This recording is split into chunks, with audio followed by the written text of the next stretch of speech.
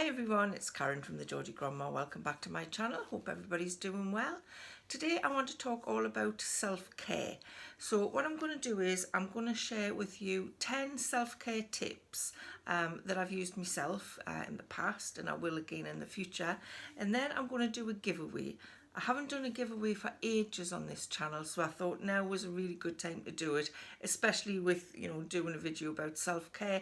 I thought what better thing to add on to the video is to actually do a self-care giveaway. So I've got a lovely, drop me notes, sorry. I've got a lovely pack of self-care goodies, which I'll share with you after I've shared the tips. And you can see what I'm giving away, and I'll tell you how to enter. So I'll just get on with the self-care tips. Like I say, I've got 10. And there's actually 5 areas, of self-care that you need to focus on.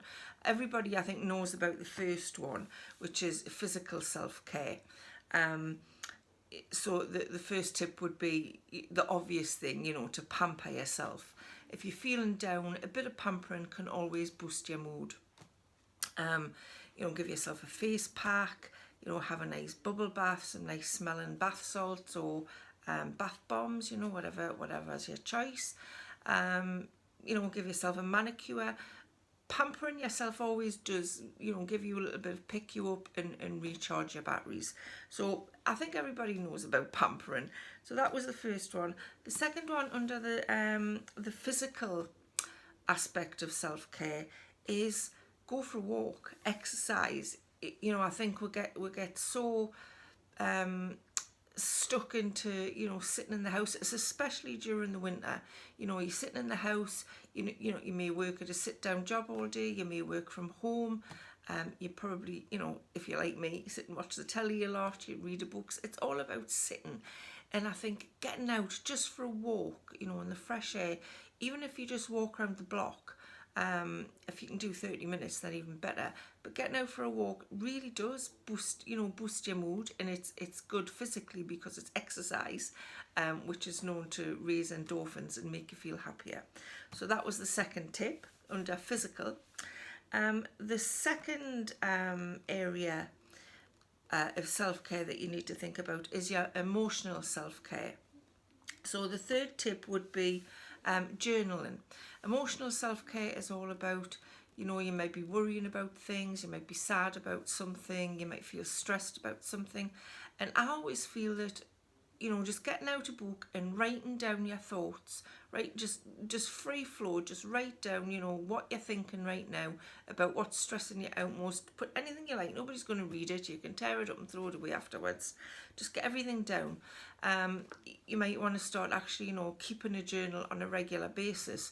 So on a night time, if you had a particularly stressful day, you might just want to get your journal out and just jot down all your thoughts about the day. Just get it off your chest. And I do think that helps, makes you feel better, just to get it off your chest. Even if you're not talking to anybody else, you're just writing it down. I think that can help. So that was the third tip. Fourth tip is turn your phone off.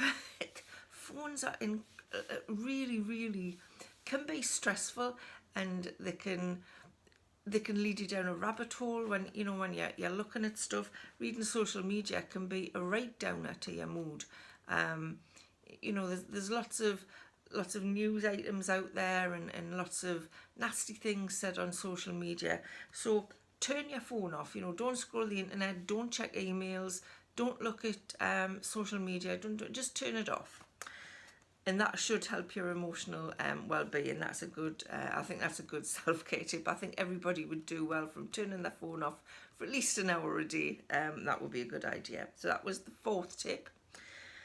The third area of self-care that you need to think about is psychological self-care. So your brain, things like that.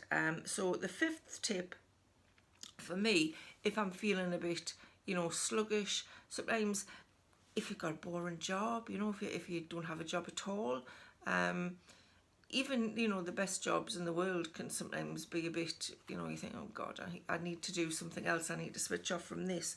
And I find if you try and learn something new, that's really good for your psychological self-care. You know, learn a new skill, even if it's just a short, you know, a short 15-minute burst of learning something. You might want to learn a new language. You might want to learn how to do something new on the computer even. You might want to learn how to do a certain hobby. There's a website called Skillshare. Many of you have probably heard of it, but they've got lots of small courses which you can do in bite-sized chunks, so you can take like 10-15 minutes a day and just learn something. You can learn how to draw cartoons. You can learn something about new social media channel. Hello, we've just talked about switching off your social media, but Skillshare is a good place to go and learn something new, or even just have a walk around Hobbycraft. You know, there's lots of different hobbies you could pick up. You might want to take up embroidery, you might want to take up decoupage, you might want to take up art, you might want to take up knitting. Just have a walk around Hobbycraft, or any craft store. It doesn't have to be Hobbycraft, there are other craft stores available. Just take a walk around and, you know, see what's out there. You might surprise yourself. You might think of something, oh, I didn't know about that. I might want to try it. So that's the fifth thing for your psychological self-care, is to learn something new. Tip number 6 under psychological care. I think this one is, I find this really useful, because your brain can get quite messy. You know, it's got too much going on in there. And I find rearranging my furniture really helps me switch off. And you get sick of looking at the same kind of layout all the time. I know I do. I used to do this a lot when I was younger. Warren used to come in from work at least once a week or once every fortnight, and oh God, just change the room around again. The room we've got at the moment is a little bit hard to do that, but I did used to do this a lot, and it does help. It does make you feel better. Just rearrange your furniture, even if it's just moving a table, you know, or maybe move the settee, something like that. It just gives you a bit of a boost psychologically, I think. Does anybody else do that, or is it just me? So that was the 6th tip under the psychological self-care. The next area for looking after yourself is social self-care. And this one I hadn't actually thought about until I started looking into self-care a few months ago. And the first tip under this one, so this is tip number 7. 7? Yes. Is arrange a date. You know, it could be you meet a friend date, you know, to go for coffee or lunch, or, you know, your husband or your partner. Arrange to do something with them. Don't just sit every night and just think, oh, what am I going to do? Actually arrange to do something, even if it's just to go out, have a walk along the coastline if you live near the coast, have a walk through the park, go bowling. Just arrange to do something, you know, with your friend. Even just go for a coffee with your partner. I like to do that. Just arrange a date and go out and, you know, switch off and have some social time talking to people. So that's number 7. Number 8, which is also under the social self-care, is set some boundaries. So yes, we want to meet friends, we want to meet family, you know, want to, you know, go out with our partners and enjoy some social time. But sometimes there's a bit too much social time. You know, you're bombarded with things. You might be one of these people, and sometimes I'm a bit like this. I don't like to say no to people, so I sometimes end up doing things I don't really want to do. So set some boundaries. You know, set aside, you know, if you're going to set aside a couple of hours on a night or a couple of hours on a Sunday, and so tell your friends and family, right, I'm switching my phone off. Don't want anybody to ring us. I don't want anybody to call. I don't want any, you know, invitations to go anywhere. I'm going to stay in and just have some me time. You know, set your boundaries, make sure they know that. And I find, you know, sometimes as a grandma, I don't always say no. You know, if I'm asked to look after my grandchildren, I love my grandchildren bits, I love having them. But sometimes I think maybe it would be nice just to say no, just to take care of me. I hope that doesn't sound too selfish. So that was tip number 8. And the last area of self-care that you need to look at is professional self-care. So tip number 9 would be around your job or your business or whatever. You may be unhappy in what you're doing, or if, you know, like me, recently you found yourself a little bit lost, not knowing where to go. Even if you're in a job that you don't, you're fine, you're okay with it, or you've got a business like, yeah, this is okay. Even just if you spent a couple of hours just looking at what's out there, go on the internet, have a look at what's available, look on some job websites, and just see if there's any other jobs that you think, well, could I actually, do a little bit better? Could I move up the career ladder a little bit? Look at some, if you're more into self-employment, look at the self-employment area. What kind of businesses are people starting? Is there something, maybe that you're not doing now that you could do in the future? Just have a look. That can, even just looking can give you a boost, because it makes you think to yourself, well, I'm not actually stuck where I am. I don't have to do this if I don't want to. There are other avenues that I could explore. You may even find that there's a job you really fancy doing, and going back to the psychological self-care tip of learning something new, maybe there's some new skills you can learn to actually put you in a better position to get a different job. So look for a new job was tip number 9 under professional self-care. And my last self-care tip, which is also under professional self-care, is separate home from work, or separate work from home. I think people find this is particularly when you're self-employed, and especially if you work from home, there's sometimes no boundary between where you work and where you spend your home time. And I think it's important to make that boundary. I had I've still got a separate office. Well, it's a little small space in a kind of offshoot to a house, where I had my own desk and my computer and everything. So I could come out of the room, shut the door, and I was home, and forget about it. But even people who, work out of the house, are you taking phone calls, after 5 o'clock, after 6 o'clock? Are you reading your work emails, when you get home? Try not to do it. If you're feeling really, that you have no home life balance, work life balance, that's what I meant. If you have no work-life balance, it's important to make that division, I think. I know Warren, he's constantly taking, he's a decorator, so it's possibly a little bit different, but he's always taking phone calls at 7 o'clock at night, 8 o'clock at night, arranging to, go and price work at weekends. And yes, that's the kind of thing you have to do when you're in that sort of work. But I still think you could, set aside, well, I keep telling him, just set aside, a little block of time. Maybe it's a certain couple of hours on a Saturday morning, or maybe on a Sunday afternoon. And that's when you can go and, price work, or phone calls, make people aware that your work number is not going to be answered after 6 o'clock. It is sometimes difficult, I understand that for some people, but there must be, ways you can work around it and set boundaries for yourself, so you can make that work-life balance work for you rather than against you. So those were my 10 self-care tips. I hope you found those useful. If anybody's got any more self-care tips that they'd like to give me, just leave them in the comments below. I'm always looking for new things to try. I also have a longer blog post written on this topic. I'll put the link to that in the description below if you want to go across and have a read of it.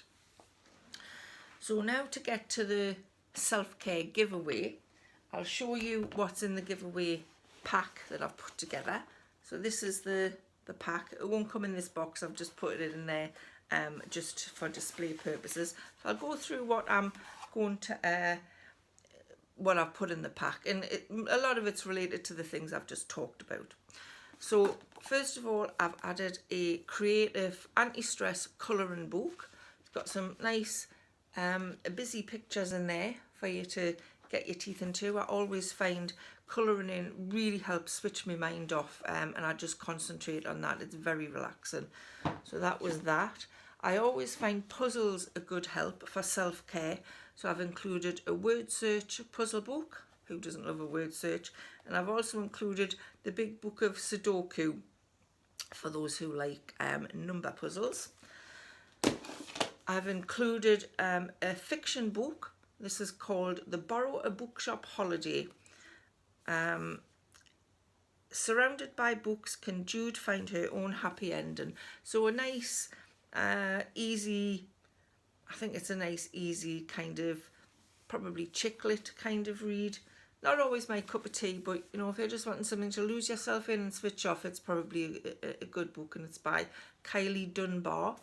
So I've put that in. I put in a pack of coloured pencils to get you started off with your colouring book. I like felt tips as well, so you might want to get yourself some felt tips if you win this. I put in a little Positivity Please notebook, spiral bound notebook.